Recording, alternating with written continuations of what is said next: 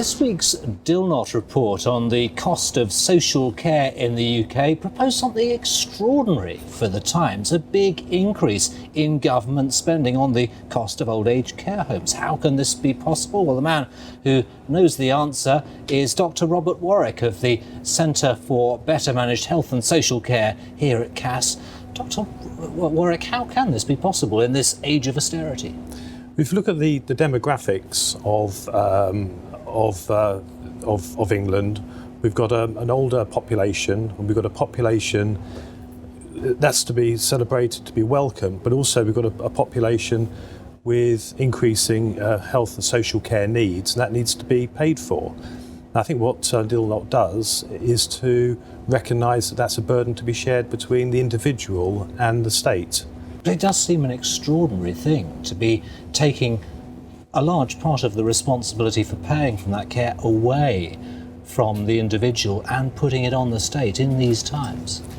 I think if you look at the current approach, whereby if anybody's got assets in excess of £23,000, they have to pay everything. The problem with that is that there's very little incentive to actually save for older age and social care needs.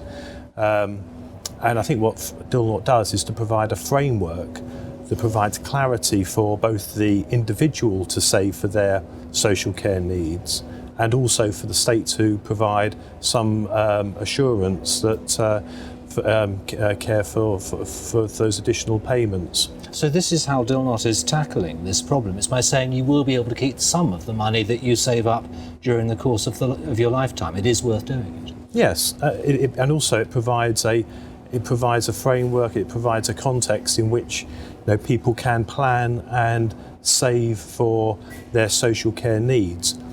But equally importantly, it provides a framework for the insurance industry, the care providers, to provide products for people to save for those needs.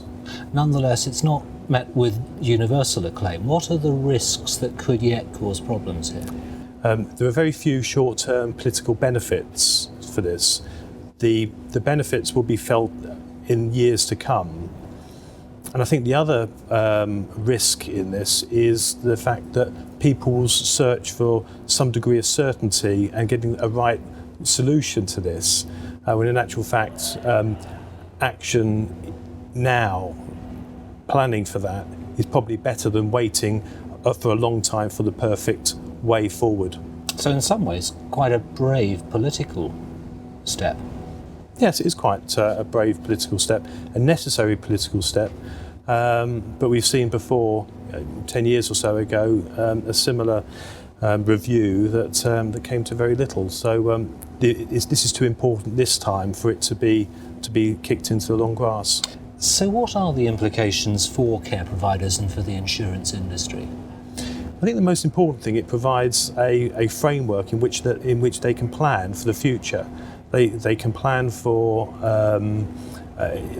innovative insurance products, savings products for people's care needs, and also it provides a framework for the care providers to provide innovative solutions to problems that we'll face in years to come. Any additional problems that are not addressed by this report? I think what Dilnot provides is a very, very good initial framework. What we need to do is to sit down, look through the detail carefully, look at the incentives in it, what might be the disincentives, and to start that debate amongst care providers, amongst patients, amongst all the different groups, as to understand what this means and to plan for the future and to make this happen. Dr. Robert Warwick, thank you very much.